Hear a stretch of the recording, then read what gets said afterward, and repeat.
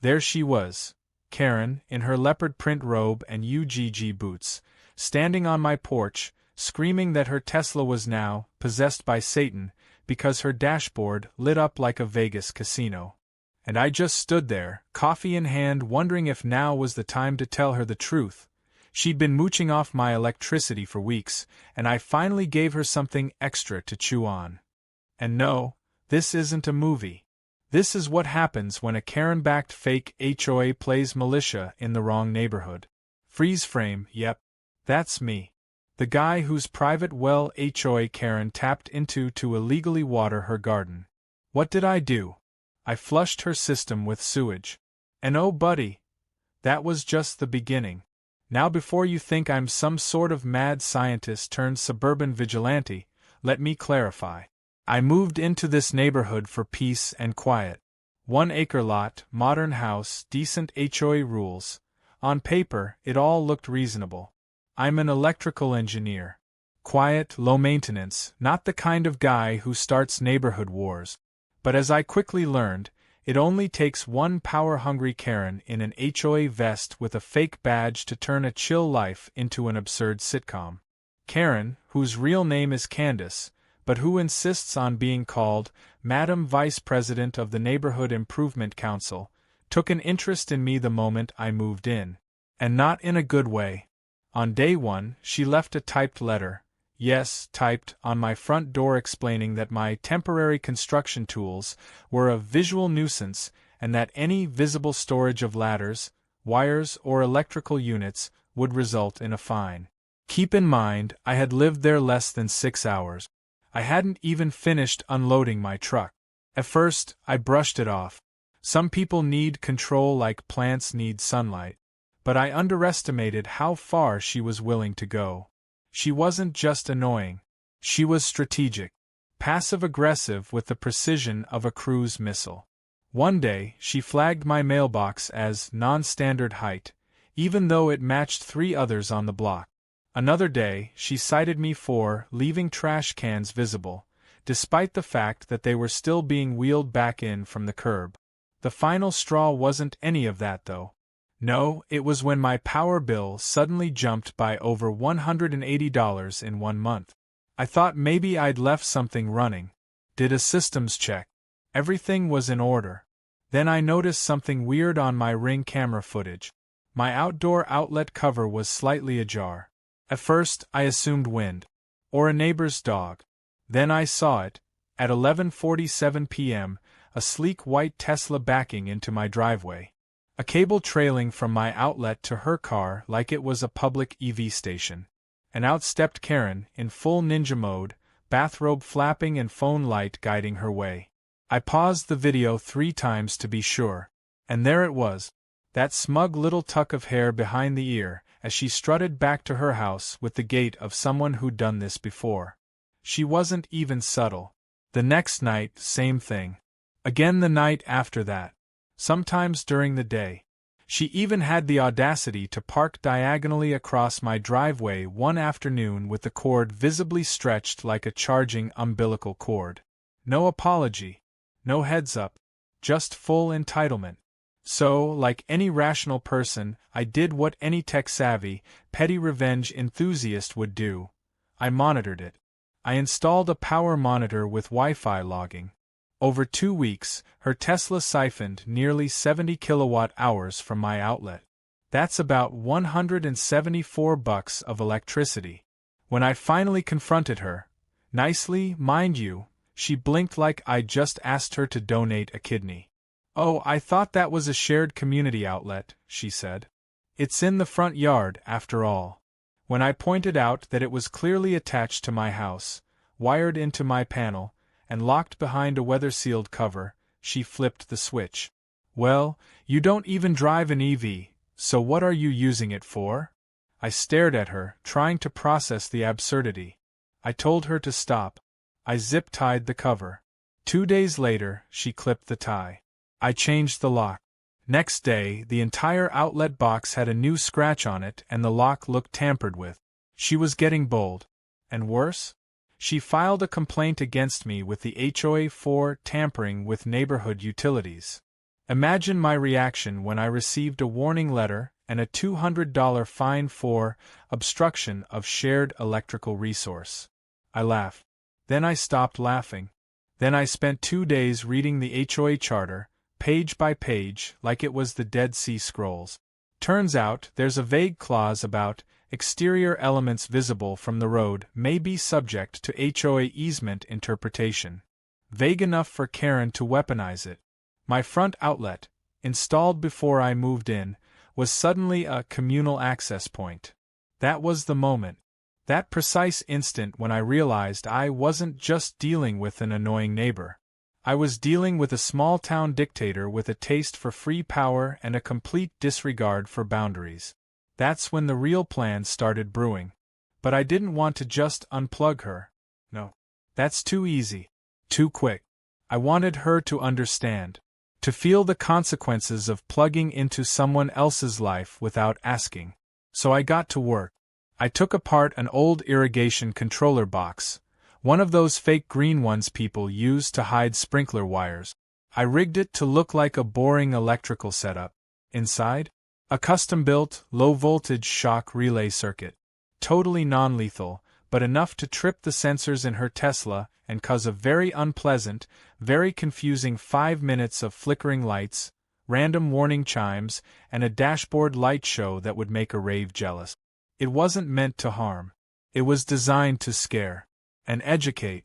I installed it, camouflaged it perfectly, synced it to my motion camera. Then I waited. And oh, when it happened, it was better than I imagined. She backed in like always, cable in hand, plugged it in, walked off without a care in the world. 5 minutes in, the show began. First, the headlights blinked twice. Then the dash lit up red. The touchscreen flickered like an old VHS tape. The car's speakers let out a confused ding ding ding that sounded like it was losing its mind. Karen ran out in full panic mode, pulling the cord like it was on fire. That's the moment she came stomping to my porch, screaming about demonic possession, furious, panicking, accusing me of installing voodoo tech to sabotage her vehicle. And all I did was sip my coffee and nod. But the best part? That wasn't the only thing I'd wired. Because while she was losing her mind over her Tesla having a meltdown, the irrigation system she accidentally hooked to my private well, that one was about to kick on in 3-2. Sewage. Pressurized. Directly into her decorative garden planters. Oh, you thought this story peaked at electroshock therapy for entitled Teslas? No, my friend. This is just getting warmed up. Let me tell you something I've learned the hard way. When you catch a Karen red-handed and she still doubles down, it's not because she's brave. It's because she's delusional enough to believe the entire neighborhood will always back her. And when the HOA is basically her personal army, you can't just fight back with logic. You need finesse. You need proof. And most importantly, you need to hit her where she thinks she's invincible, her image. After the Tesla light show incident, Karen went into full damage control mode. But not the kind you'd expect from someone who's been caught stealing electricity. No, she didn't apologize, didn't offer to pay for the power, didn't even seem mildly embarrassed. Instead, she leaned into the crazy. She actually claimed that her car had been sabotaged by neighborhood radicals. Her words, not mine. The next morning, she marched around the cul-de-sac with a clipboard, warning everyone that there was a techno-anarchist in our community who was targeting electric vehicles. Apparently, I had graduated from homeowner to eco-terrorist overnight. Meanwhile, she filed an official complaint to the HOA board accusing me of endangering her property, interfering with her right to clean energy, and, my personal favorite, spiritually compromising the flow of communal goodwill. I didn't even know what that meant. I don't think she did either. The HOA, of course, responded like they always did when Karen cried wolf. They sent me a strongly worded letter threatening legal action if I tampered with community infrastructure again. No mention of the fact that she'd been literally plugging into my house like it was her own. No apology for the bogus fine they already slapped on me. Just another passive-aggressive reminder that in their eyes, Karen was always right. So I did what engineers do best. I gathered data. I installed a new smart power monitoring system. This one was more advanced. Real-time tracking, notification alerts, even power draw estimates down to the second. I set up a motion-triggered camera that fed directly to my phone and cloud server. Then I created a simple applet that pinged me every time the outlet was accessed. And what do you know? Despite the Tesla tantrum, Karen came back. Not immediately. She gave it a few days, maybe to test if the storm had passed. But on night 4, just after midnight, her car rolled into my driveway again. Slowly. Quietly. Like a raccoon looking for leftovers.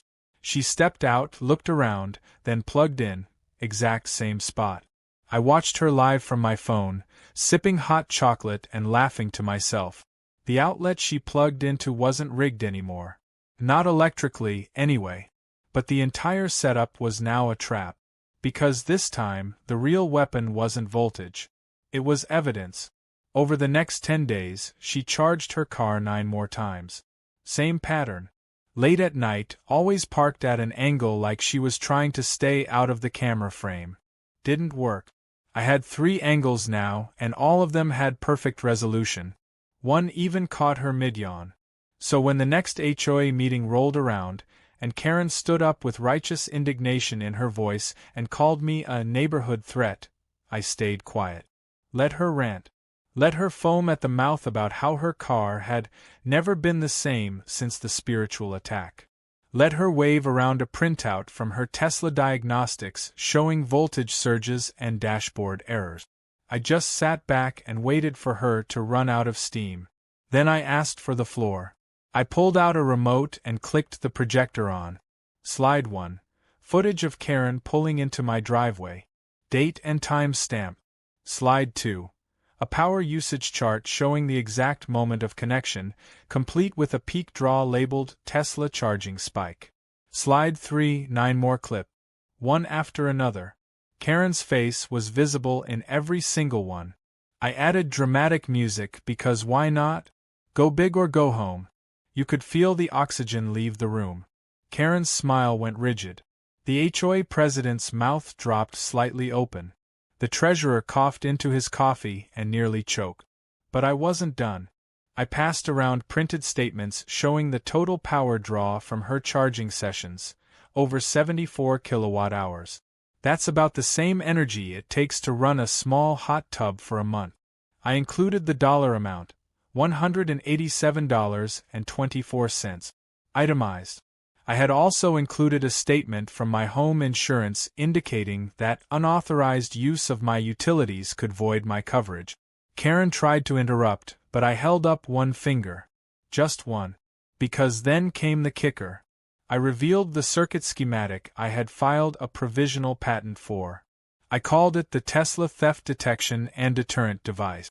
Not only was it legally registered under my name, but it had also been reviewed by an online electrical safety forum as a clever but non-harmful deterrent for property protection. Karen tried to say I had created a weapon. I pointed out it was no more dangerous than a static shock from a doorknob and that she'd used my outlet nearly a dozen times without consent before the deterrent ever activated. Also, her car was never damaged, just confused. Tesla's own diagnostic report showed no lasting issues. The room was silent for a full 10 seconds. Then one of the board members, this older guy named Barry who mostly just came for the donuts, looked over and muttered, "Well, hell. That's just brilliant." Karen lost it. Full meltdown. She called me a sociopath, accused me of stalking her, and demanded I be removed from the neighborhood. Someone from the back said, "Lady, you've been robbing his house at night. Maybe don't talk about stalking." The room chuckled. Even the HOA president looked like he was trying not to smile. In the end, they voted. Karen was officially stripped of her vice president title. The board issued a formal apology for the fines they'd previously given me and removed them from my record. They also agreed to update the HOA charter to clearly define private utility outlets as homeowner property, not shared community resources. Finally. But the best part? The restitution. Karen was ordered to reimburse me for the stolen electricity. They gave her 30 days. If she refused, the HOA would fine her double and place a lien on her property.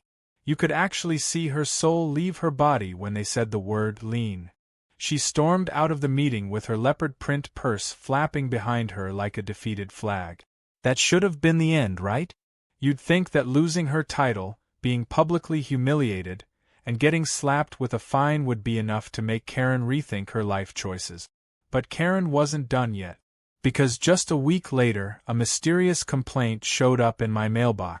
An anonymous letter accusing me of harboring illegal technology and creating instability in neighborhood energy fields. I almost laughed myself into a hernia. Then my security system caught her trying to sneak around my side yard in the middle of the night. Not with a car this time, but with a garden hose. And something told me she wasn't there to water the roses. There's a very specific sound a garden hose makes when it drags across gravel at 2 in the morning. It's not loud exactly, just wrong. It doesn't belong. And when you've already caught your neighbor siphoning power from your house and publicly melting down over her haunted Tesla, that sound becomes a red flag the size of a billboard. I was half asleep on the couch with a late-night rerun humming in the background when my outdoor motion alert pinged. I checked the camera feed, expecting maybe a stray cat. Nope. There she was. Karen. Tiptoeing across my side yard in fuzzy slippers and a windbreaker, dragging a hose like she was auditioning for a failed Ocean's 11 spin-off. I didn't even get angry at first. I just blinked, confused. What kind of logic led her to this moment? Was she trying to water something in my yard? Sabotage something? Hose down my outlet in some half-baked revenge attempt? Maybe she thought I'd short-circuit and electrocute myself. She crouched down by my irrigation box, the same one that, not long ago, I had used to send a little sewage surprise into her stolen water line, and started fiddling with something. That's when it clicked. She was trying to reverse sabotage me. Except, unlike me, she had no idea what she was doing. And she was about to find out. You see, after the Tesla incident and the HOA meeting, I upgraded everything. New lock. Hidden camera inside the irrigation box. Motion sensors embedded in the soil. I was expecting retaliation. You don't publicly dethrone the queen of HOA chaos and not expect her to try to claw her way back up. But even I didn't expect her to be so bold, so soon, and so hilariously incompetent. I watched her yank the hose around, try to connect it to my system, fail, and then attempt to twist a cap that wasn't even a real valve. That cap? It was decorative. The real components were sealed inside a weatherproof case under a false panel. But Karen, in all her late-night brilliance, believed she was accessing my water line again. I saw her grunt in frustration, stand up, and start smacking the box with the side of her flashlight. That's when I turned on the sprinkler system. You've never seen a middle-aged woman jump like that. The second the water kicked on, it blasted her straight in the face from a concealed rotating head she clearly didn't see. She shrieked, slipped on the wet gravel, landed flat on her back with the hose coiling around her like a defeated python. She scrambled up, drenched, hair sticking out like she'd licked a battery, and bolted back to her side of the yard without even looking back. I didn't even need to get up from the couch. It was perfect. The next morning, I got an official letter from the HOA requesting my presence at an emergency community conduct review. Translation: Karen had pulled the fire alarm. Again. I showed up to the clubhouse in jeans and a hoodie, half expecting another circus. And boy, did I get one. Karen was already there, dressed like she was testifying before Congress. Dramatic scarf. Oversized sunglasses. Tissue in hand. She claimed that she had been attacked by malicious sprinklers while conducting a routine community inspection. She accused me of rigging a deliberate water ambush and weaponizing landscaping tools. It was like watching someone try to sue gravity for making them fall. This time, the board was less sympathetic. The footage I provided showed her very clearly trespassing, tampering with my irrigation box, and attempting to access private property in the middle of the night. No flashlight or clipboard could reframe it as a community inspection. She looked like she was casing the joint.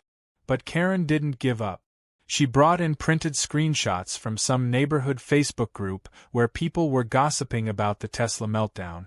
She claimed I was running a targeted harassment campaign, and that her car had developed electromagnetic anxiety from the incident. Yes, that was her actual term. Then she brought out the big guns. She presented a stack of papers that she said proved I was a threat to community safety.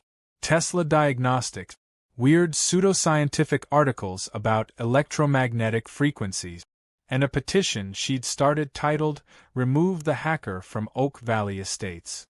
4 signatures. Hers, her dog groomers, and 2 people who thought they were signing up for a composting workshop. I didn't even have to defend myself. The HOA board, burned by their last mistake, was already over it. The president leaned forward and asked if I had anything to add. I simply played the security footage of her being blasted by my sprinkler system. There was a beat of silence. Then someone in the back laughed. Couldn't help it. A snort turned into a chuckle, then into a full room of muffled amusement. Even Barry the donut guy said, "That's karma with a pressure nozzle." Karen was furious. She stood up, yelled something about bias and corruption, and stormed out. Again. The HOA issued an official censure this time, not to me, to her. They warned that any future trespassing or false reports would result in legal action. And that was that. I figured we were finally done. I'd won. I'd survived the HOA witch hunt, dethroned the suburban dictator, and turned my yard into a petty revenge fortress. But Karen wasn't wired like a normal human. Instead of laying low, she pivoted. She stopped attacking me directly and started working behind the scenes. Whisper campaigns, fake social media posts, passive-aggressive flyers posted at the community mailbox suggesting someone was using electrical trickery to control neighborhood behavior. She even went as far as calling the city to report my home as having non-permitted installations. Joke was on her. My permits were ironclad. Still, it was annoying. Death by 1,000 paper cut. Then one night, something new happened. I got a knock on my door. Not Karen. Not the HOA. A man in a suit. Real polite. Said he was with Tesla's Customer Integrity Department. Apparently, Karen had filed a formal complaint with them claiming my outlet had permanently damaged her vehicle. She said it gave her phantom glitches, that the soul of the car felt different, and that it had started playing music she didn't recognize. She wanted compensation. A new car. Possibly damages. They were required to investigate. I invited him in, gave him coffee, sat him down and walked him through the entire saga. Every video, every power log, even the schematic of the harmless surge relay. At the end of it, the guy shook his head and said, "We've dealt with a lot of things, but this is something else." He thanked me, said there'd be no further action from Tesla, and left. 3 days later, Karen's car was flagged for electrical inconsistency by Tesla itself. They marked her profile for restricted support. In simple terms, she was now a high-maintenance liability in their system. If she called again, her claims would go through extra scrutiny. She didn't know that yet, but she was about to. Because the next weekend was the neighborhood block party. Everyone was there. Families, kids. The HOA, trying to seem normal again. Karen, of course, showed up with her Tesla front and center, like a prize dog at a show. That's when someone asked why her center console now flickered when she used Bluetooth. Her face froze. She muttered something about rogue frequencies. Another neighbor joked, "Maybe it's haunted again." Then someone pulled out their phone and said, "Hey, didn't this guy catch her stealing power?" They were talking about me. Karen turned slowly, saw me leaning against my fence, sipping sweet tea, smiling like I'd just seen the twist ending of a movie I already knew by heart. That's when she realized the tide had turned. Not just the board. Not just the evidence. The whole neighborhood was waking up. And Karen? Karen was running out of places to hide. There's a funny thing about people like Karen. They operate on the assumption that no one will ever push back. That they can lie, manipulate, cheat, and bully their way through life without consequences because everyone else is too polite or too busy to call them out. But once that illusion breaks, once the curtain is yanked back and people start seeing the person behind the performance, it doesn't take long for the whole facade to collapse. And Karen's was collapsing fast. After the block party, something shifted. The neighbors who used to smile and nod at her began avoiding eye contact. The HOA board started quietly pushing her out of committee meetings. Even her beloved Tesla, once the symbol of her smug suburban dominance, was now the subject of neighborhood gossip. Apparently, the flickering console hadn't stopped. The random Bluetooth malfunctions were getting worse. She'd tried to take it to a different Tesla service center, but the flag on her account followed her. Everywhere she went, she was met with that same polite but unmistakably patronizing response. "We'll look into it." Translation: "Lady, we know who you are." But Karen wasn't the type to go down gracefully. Oh no. If her reign was ending, she was going to make as much noise as possible on the way out. That's when the flyers started. Handwritten ones, taped to mailboxes and slipped into people's doors. They were mostly ranting nonsense about electrical sabotage and neighborhood conspiracies. One even suggested I was using electromagnetic pulses to manipulate HOA decisions. She spelled it electric. Another claimed I had built a mind control tower in my garage. I don't even have a tower. I have a Wi-Fi extender. Then she started trying to sell her house. It was subtle at first. A feeler post in a community group asking if anyone knew a good real estate agent. Then a for sale by owner sign appeared briefly in her yard before vanishing after a weekend. I figured she'd finally realized the neighborhood was turning against her. What I didn't expect was that her house wouldn't sell, not because of the market but because of me. Not directly, of course. I didn't post anything. I didn't say a word to any buyers. But somehow, and I really can't imagine how, footage of her charging her Tesla from my house had made its way onto the internet. A compilation, actually. Edited. Captioned. Scored with music. The title? Karen's Free Ride. How One Woman Stole Electricity and Blamed Demons. I still have no idea who posted it. Could have been anyone.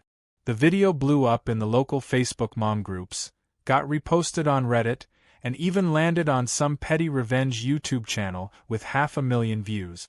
By the time a real estate agent tried listing her house officially, the listing was getting bombarded with troll comments. One guy asked if the outlet was included in the sale. Another wanted to know if the car came pre-haunted. Zillow had to temporarily disable the comment section.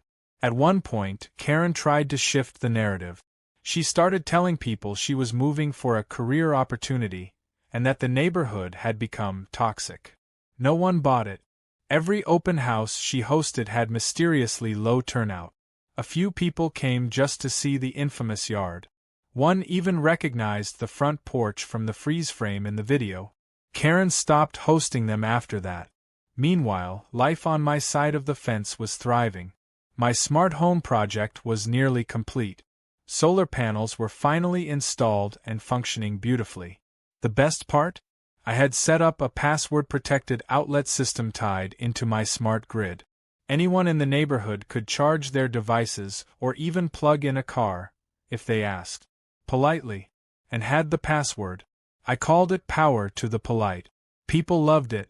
Even the HOA admitted it was a forward-thinking community initiative. They asked if I'd consult on a plan to do the same across the neighborhood. Karen was not invited to that meeting.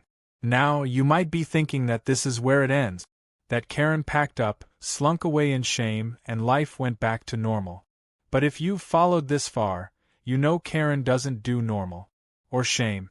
One last twist was still coming. The neighborhood had a big annual holiday decorating contest. Huge deal. Lights, inflatables, synchronized music. The works. Karen had won it 2 years in a row, mostly through intimidation and guilt-tripping the judges. But this year I decided to enter. Just for fun. I went minimalistic. White LEDs. Sleek patterns. Solar-powered, of course. A clean aesthetic with a subtle message.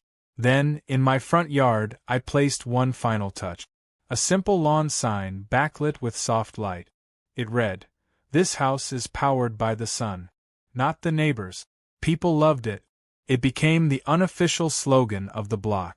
Kids took pictures with it. Neighbors shared it online. Someone made t-shirts. I didn't win the contest. But Karen didn't either. She came in fourth. Behind me, behind the guy with the inflatable Santa that did backflips, and behind a high school kid who just wrapped his whole house in tinfoil and wrote, "Budget Bling" in duct tape. That was the last straw. A week later, a moving truck showed up in front of Karen's house. No announcement. No goodbyes. She was gone by sunrise. Her Tesla was loaded onto a trailer. She didn't even drive it. I stood on my porch with my morning coffee, watching it all with quiet satisfaction. Not because she was leaving, but because she had finally run out of ways to twist the narrative. No more lies.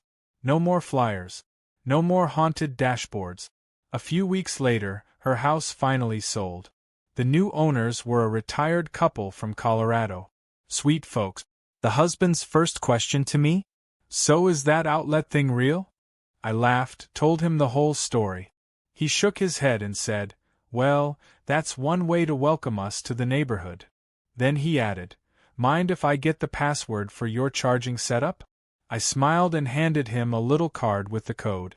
Now, whenever I walk through the neighborhood, people wave. They ask for tech advice. One guy even called me the HOA whisperer. I'm not sure that's a compliment, but I'll take it. What started as a petty conflict over stolen electricity turned into something bigger. A shift in how the neighborhood functioned. A reminder that even in the most mundane settings, standing up to the bully matters. As for Karen? Last I heard, she was trying to sue Tesla for emotional damage. Something about her new car randomly switching radio stations. Personally, I hope it plays the same 3 songs over and over. Preferably something ironic. Like High Voltage by AC/DC. And me? I'm finally getting that peace and quiet I moved here for. No more fines. No more sabotage. Just the hum of solar panels, the occasional motion sensor ping, and the sweet, sweet knowledge that when someone tries to use my outlet without asking, well, let's just say I've still got the circuit. And it's ready to party.